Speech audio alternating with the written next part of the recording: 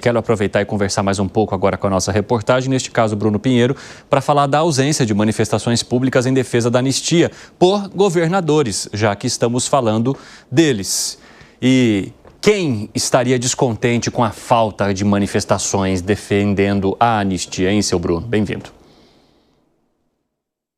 Jair Messias Bolsonaro, que segue internado, mas de olho nessa discussão em quem está declarando apoio ou não. Ótima tarde, Evandro, a você e a quem nos acompanha. Esses eventos que aconteceram em São Paulo, no Rio de Janeiro, reuniram cerca de 5 a 6 governadores e após esses eventos, inclusive esse último em São Paulo, há um silêncio em relação a esses governadores que não estão se manifestando nas suas redes sociais em relação a essa discussão da anistia. Até mesmo o governador de São Paulo fez essa agitação, essa articulação para reunir o número de assinaturas.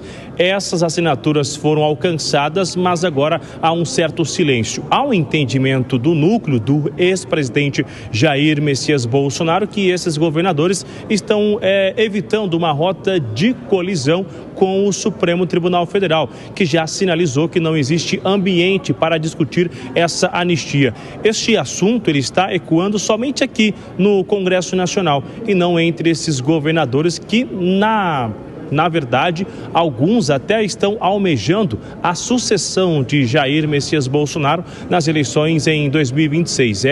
Este caso do governador de São Paulo, do governador Ronaldo Caiado também e outros nomes como do Rio de Janeiro, o governador de Mato Grosso, que também estavam no evento em São Paulo, mas de acordo com esses aliados, eles não estão usando as redes sociais e realizando nenhum tipo de cobrança para ser analisado o assunto, mesmo em resposta a Hugo Mota, que tem silenciado em relação à anistia e tem levado isso cada dia mais longe. Agora, aqui no Congresso, a expectativa é que na semana que vem, uma nova reunião com esses líderes, Hugo Mota possa dar um sinal. Hoje, até numa entrevista coletiva, Evandro, sobre esse escândalo do INSS, a oposição disse que o foco, a energia, está 100% nesta CPI. Ficou no ar se isso vai ficar de lado a anistia ou se eles vão levar as duas urgências, como tem sido chamado, né? Ou seja, INSS e também anistia. O certo é que a cobrança da fatura para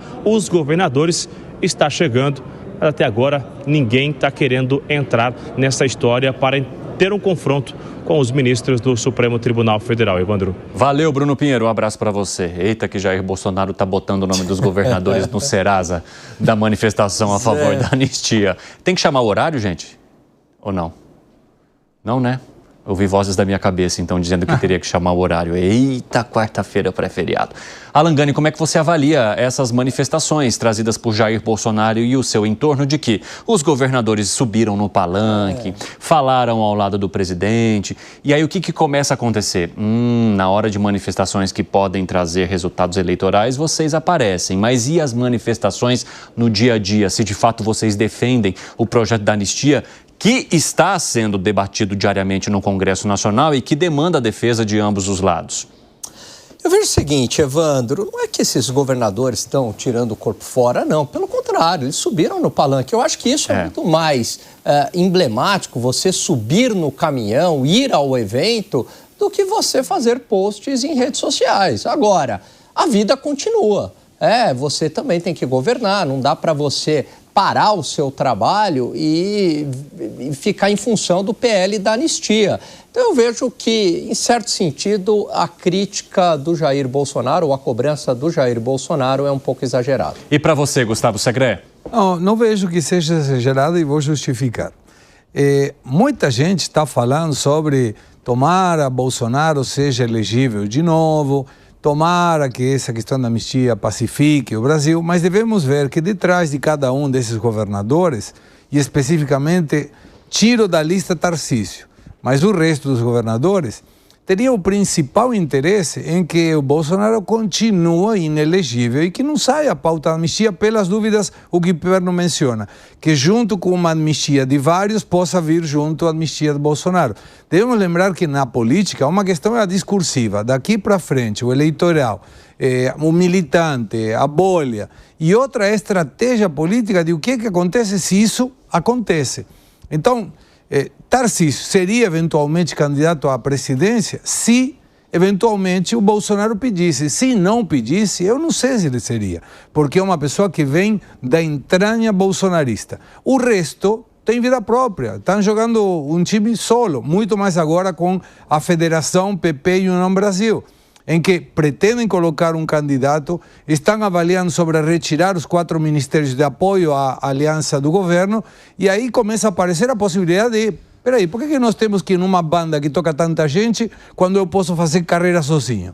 E isso seria contrário a defender a anistia e, por transitividade, a questão do Bolsonaro. Então me parece que subir no palanque tem interesse porque Bolsonaro continua levando muita gente e traciona muito voto.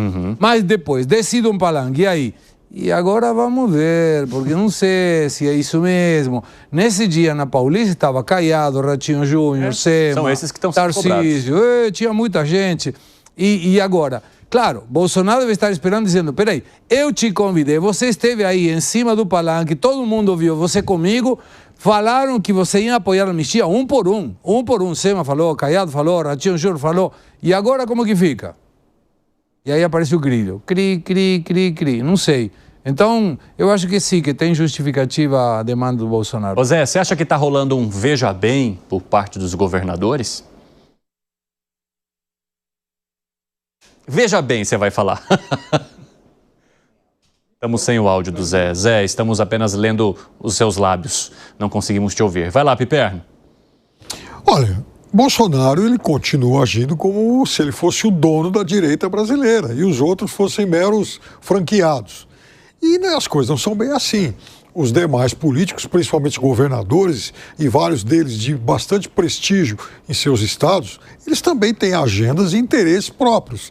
Eles não se consideram apenas satélites. Então, é óbvio que eles vão avaliar todas as variáveis. E uma delas muito forte é quem será ou quais serão os candidatos da direita na hipótese de Jair Bolsonaro não concorrer em 2026.